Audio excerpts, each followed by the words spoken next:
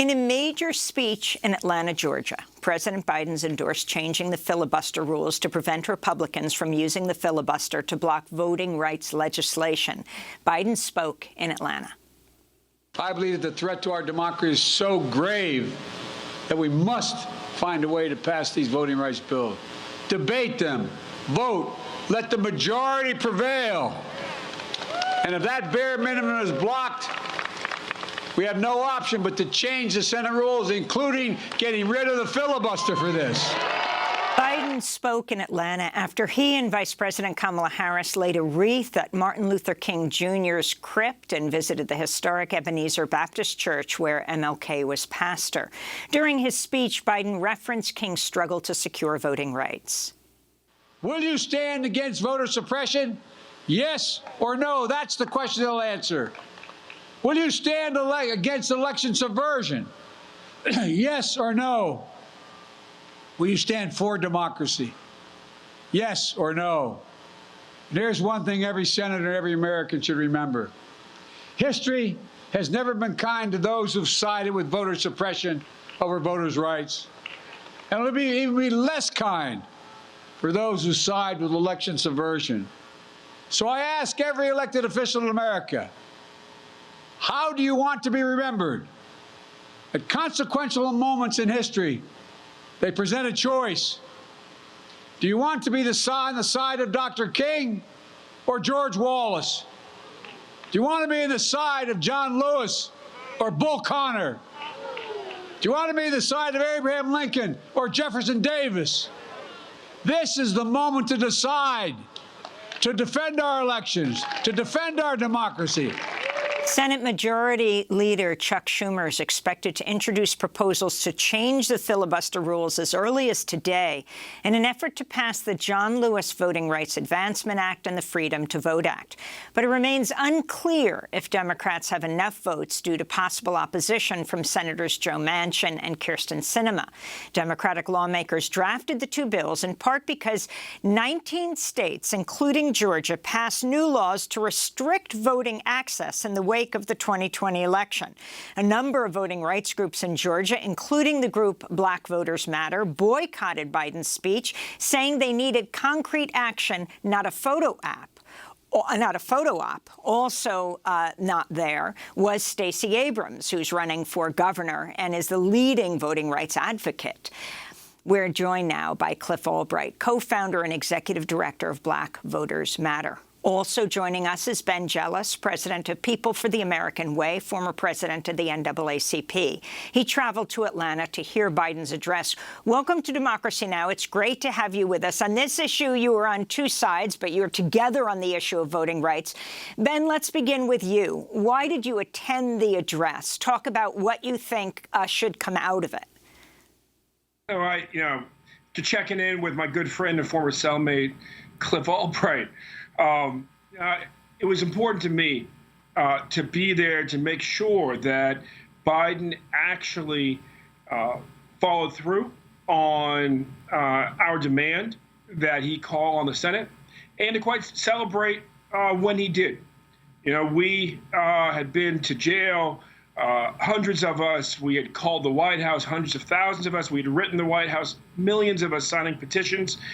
And as one of the leaders of that movement, for me, it was a moment to really celebrate all the activists and celebrate the president joining us in this push. At the same time, I deeply respect Cliff and his work and Black Voters Matter and totally understood why they were not there. What's important is that we remain on the battlefield together, pushing forward together, and we're all very clear. In the final analysis, the only thing that will matter is getting these laws passed and passed now. And Cliff Albright, of co-founder and executive director of Black Voters Matter, why did you decide to stay away? And also the importance, from your perspective, of President Biden making this speech? Yeah, good morning to you all. And yeah, I just want to reiterate what my good friend Ben said. As a matter of fact, we met and broke bread and had some laughs before the speech. And so we weren't putting out a call for other groups, for national groups to not attend. We just made a decision as Georgia-based organizations that we probably were strong. We need to make a strong statement that we didn't think that he should even be in Georgia giving a speech. We would have preferred that he was in D.C. giving a speech. We actually preferred that he was at the Senate giving a speech directly to the senators so that they could then do what? They could actually, as Amy said, that they're planning on doing, reintroducing some of this legislation and reforms to the filibuster today. Guess what? They could have actually started yesterday, but they weren't in D.C. And so so that was really what our position was. It's not any spite for Joe Biden. You know, we like Joe, right? And we believe that he wants to do right. In fact, as we said, at many of the demonstrations that Ben and I were at, getting arrested at over the summer and fall, what we repeatedly say is we're not doing this because we don't expect anything out of Joe Biden or because we think ill of him. It's because we expect more out of him. We know that he's got the skills to get more done after 40 years of being in the Senate, that he can whip 2 votes. So that's what our position was about. But there's absolutely no daylight between us and any of the organizations that attended. In fact, shortly later on today, we'll be doing a joint presser and debrief with some of the organizations, including Ben and People for the American Way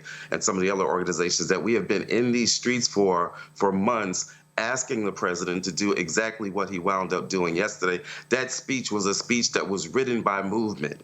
It was written by movement power because it's movement power that brought Joe Biden from where he was months ago saying that modifying or ending the filibuster would be chaos to the speech we saw yesterday, which was a strong call for the filibuster to be modified for voting rights.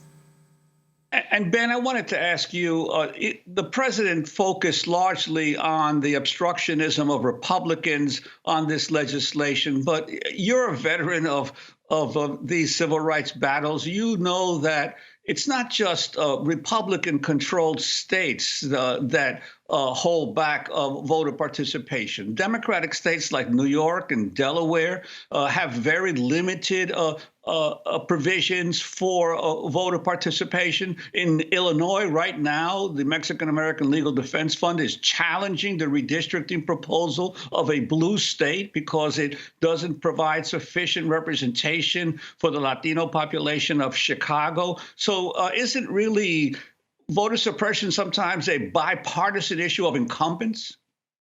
Oh, absolutely. You know, I spent a good part of my childhood in Monterey County, California, which you'll recall was included in Section 5 because of its discrimination against Chicanos. And, you know, the reality is that there are still games played. In Delaware, when we were expanding voting rights in Maryland, we went to Democrats in Delaware. I was leading the NAACP, and we asked them to do early voting like we were doing in Maryland and same-day registration, and they said only for the general, not for the primary. And it was pretty obvious to us at the NAACP at the time that they didn't want more black folks flooding into any primary and upsetting the balance of power in their own party. And so, sure, games are played. One of the most important things of the Freedom to Vote Act is the ways in which it'll force transparency and all the dark money that floods in. You know, you look at my state, Maryland, it looks like Larry Hogan will be getting into this Senate race. He certainly seems to be doing everything he can.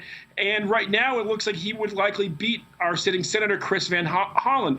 Well, he gets into this race, it'll become the most expensive Senate race in the country. You'll see dark money flood in. As a Marylander, I'm eager to see this law passed so that when the Koch brothers are buying ads for Larry Hogan, we know. Cliff Albright, talk about the voter suppression laws passed in Georgia at this point.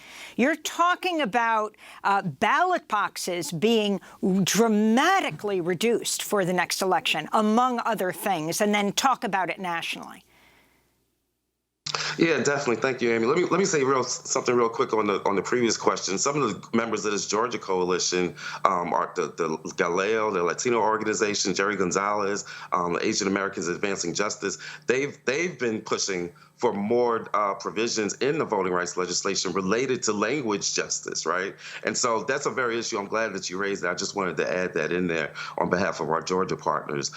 In regards to the Georgia bill, yes, I mean, some of the most dangerous provisions, everybody knows about the food and water restrictions. The vice president spoke about that, and I don't think her speech is getting enough attention. You know, obviously the president was the headliner talking about the filibuster, but well, you know, Cliff, the vice president why don't we go to Vice President Kamala Harris, of course, the first African-American vice president in the United States. You're right. A lot of the B-roll that you see is her walking with the president, and you even see her going to the podium. But as soon as the words come out, they're President Biden's. This is Kamala Harris speaking about voting rights in Atlanta. My fellow Americans, do not succumb to those who would dismiss this assault on voting rights as an unfounded threat, who would wave this off as a partisan game. The assault on our freedom to vote will be felt by every American in every community, in every political party. And if we stand idly by, our entire nation will pay the price for generations to come. That was Vice President Kamala Harris. And by the way, they were speaking at the Morehouse Clark Atlanta University complex, two historically black colleges, right near the residence hall of Martin Luther King Jr., after having just come from his and Coretta Scott's grave, their crypt, with the family of Dr. King, who I think to the end was deciding, Martin Luther King III, whether to be a part of this. But Cliff, keep going. Yeah, in terms of the Georgia bill, in addition to the food and water, you know, one of the most dangerous provisions, and this is something that we're seeing in several of these bills in several states, are the attacks on election administration, on election subversion, the attacks on election officials, both at the state level as well as at the local level. Of course, in Arizona, they took away some powers from the Arizona Secretary of State. In Georgia, what the bill allows them to do is allows the Republican legislature to actually take over some local boards of elections. And we've already seen them replacing board members in some counties within the state already. And so it's already having an impact. And that's one of the most dangerous pieces, because what it means is, regardless of what we do to organize and mobilize folks, and regardless of what the vote counts are, literally, if this law was in place in November of 2020, when Donald Trump was calling up the Secretary of State of Georgia, asking him to go out and find 11,700 votes, this bill would have made it easier for that Republican Secretary of State to do that, right? He could have either found some votes, or more importantly, he could have gotten rid of some votes in just one county, Fulton County.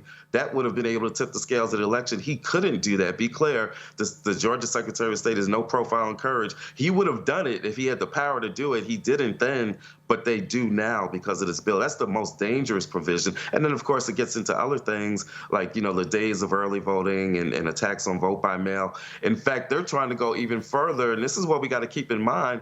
Even now, states are coming back into session. Georgia just started its new session, and they're trying to go further by trying to get rid of drop boxes in the state. And so the attack has not ended. That's why we need this legislation this week.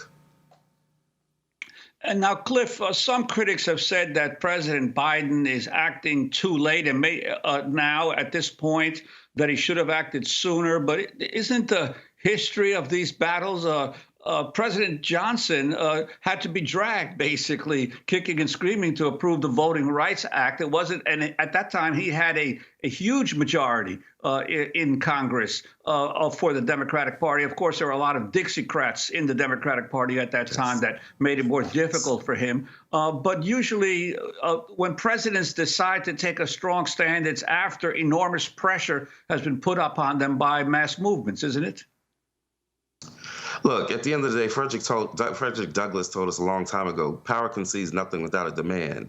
And so we knew that it was going to take actually, we didn't think it was going to take this much pressure. We thought that after January 6th last year, that one of the first things President Biden would have done when he came in would have been to deal with voting rights. We know, obviously, we were in the midst of COVID at that time, but still, we thought that voting rights was fresh and needed to be dealt with immediately. But we knew that it was going to take some pushback and some organizing to make it happen. We didn't think it was going to take more than a year, But again, Ben and I and other organizations, hundreds of organizations, have been pushing for this in order to have power do what it should be doing for the entire year. So we're not naive. We knew that it was going to take that. We knew that in 65 it took exactly that, and we were prepared to do our part. But there was a graphic that was put up on another program yesterday where it showed the number of speeches the president gave on COVID, the number he gave on infrastructure, and a number on voting rights. Before yesterday, the last speech he gave on voting rights